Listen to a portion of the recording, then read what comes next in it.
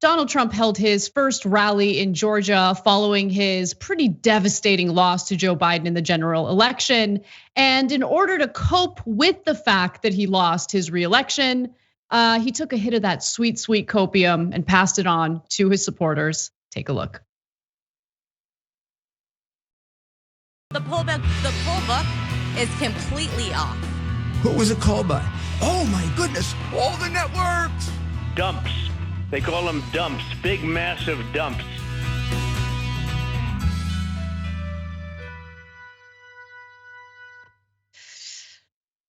Special thanks to Brett Ehrlich for making that brand new bumper for our show. And for those of you who might not know what copium is, it's basically a word referring to all the pretty little lies Trump supporters and Trump himself tell themselves in order to cope with the fact that they've lost.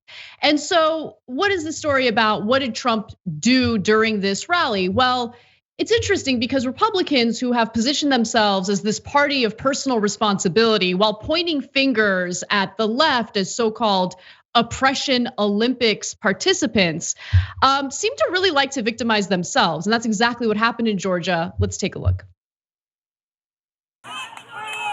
And you know what they're saying? They're saying, we want you to fix the system. We're gonna fix the system. But the system will be fixed when these people get in. They'll get in and we'll fix the system.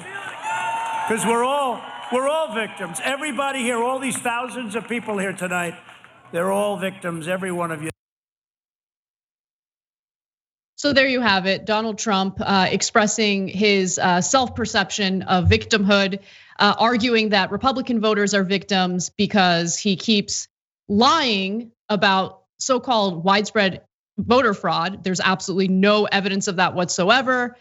He can't accept the fact that he's lost, and so he's a victim because he's too unpopular. People didn't want to vote for him. He lost the election, and so he's a victim. His supporters are victims. Professional victimhood. That's what they're in the business of doing.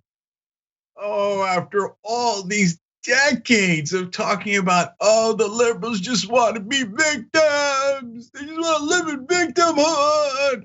Now all of a sudden, Niagara Falls got nothing on Trump's tears.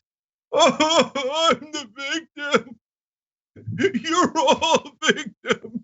You're all victims. Look at that picture of him. Victims is like the greatest rallying cry at a Republican MAGA rally of all time. Oh, aren't you? Oh, white right-wingers have ruled the country for only a couple of 100 years. Now, by the way, minorities who went through slavery, Jim Crow, segregation, etc., not victim. No.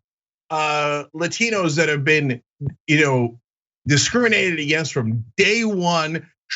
We try to block them in 1,000 different ways. Trump calls them rapists and criminals, not victims. I can go on and on, right? But right-wingers who lost an election were victims.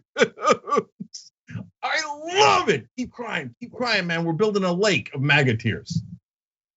No, it's pretty incredible because again, I mean, just think about the way the right wing has framed this entire discussion regarding victimhood, right? You're absolutely right. When it comes to actual incidents involving, let's say, unarmed people getting shot and killed, Breonna Taylor getting shot and killed in her own apartment. I mean, just the countless examples that we've given of an unjust two-tier justice system. If you talk about that, professional victims, victimhood, oppression Olympics. But when it comes to an election that Donald Trump lost fair and square, he's a victim. No, I mean, the right, it's not enough to say that what they engage in is hypocrisy.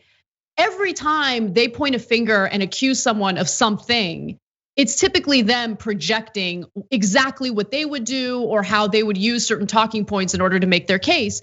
And so I want to give you a few examples. Ann Coulter in 2009 actually wrote a book titled Guilty: Liberal Victims and Their Assault on America. In the 1990s, Charlie Sykes wrote, Nation of Victims, The Decay of the American Character. Oh, I love it so much. Well, what happened to the decay of the American character that we're experiencing right now under the Trump administration? And of course, how can I leave out my favorite group of people, the intellectual dark web? Here you go. Victimhood has become almost a mental plague upon Black America in particular, because that word racism is being so overused that society is becoming desensitized to it, and we actually can't even recognize it when it actually exists. We think everything is racist. We mentioned the Oppression Olympics before. Can you explain why this competing set of oppressions, or I don't even think they're real oppressions, I think they're perceived oppressions, why this is actually something that can't hold? There's a Democrat and media complex that all too often rewards this. It is a kind of a grievance culture. I mean, Generation G, we hear about Generation Y and X, but gosh, there's a lot of grievance out there that's kind of unprovable, the underlying allegations. You probably think you're an individual with unique experiences, thoughts, and ambitions. Well, I hate to break it to you, you're wrong. America is a terrible place. What is surprising and disturbing is that so many people actually go along with it. Get it? Good, because it's about to get even more complicated.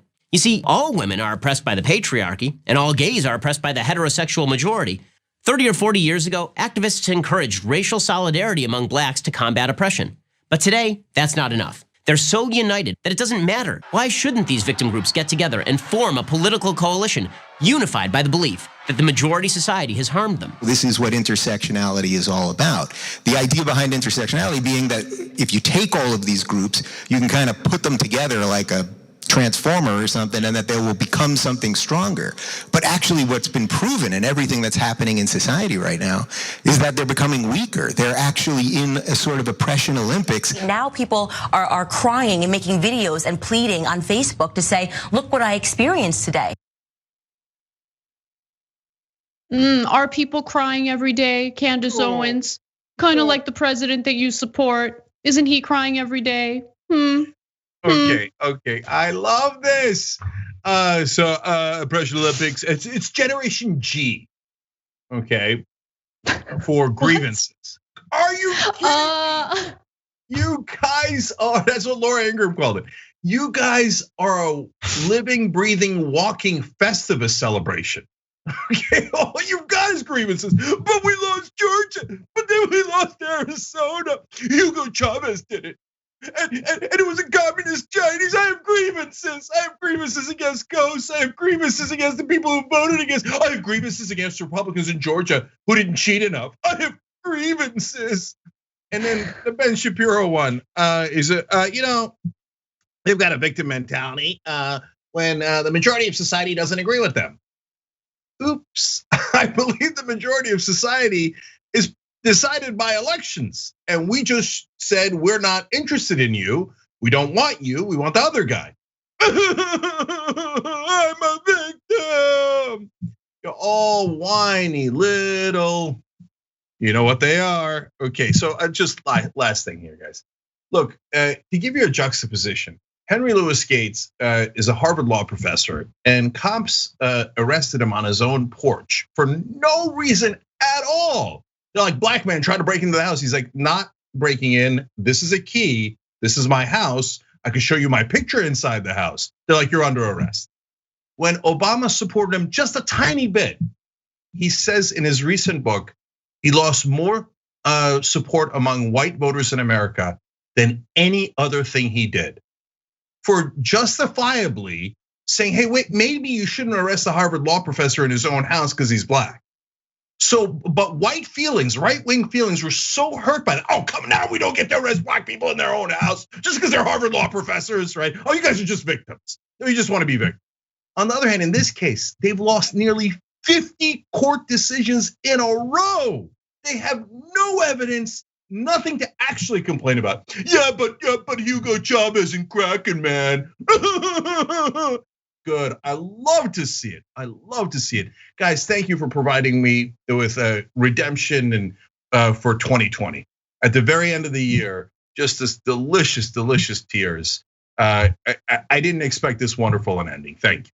Thanks for watching The Young Turks. We really appreciate it. Another way to show support is through YouTube memberships. You'll get to interact with us more. There's live chat emojis, badges. You've got emojis of me, Anna, John, JR. So those are super fun. But you also get playback of our exclusive member-only shows and specials right after they air. So all of that, all you gotta do is click that join button right underneath the video. Thank you.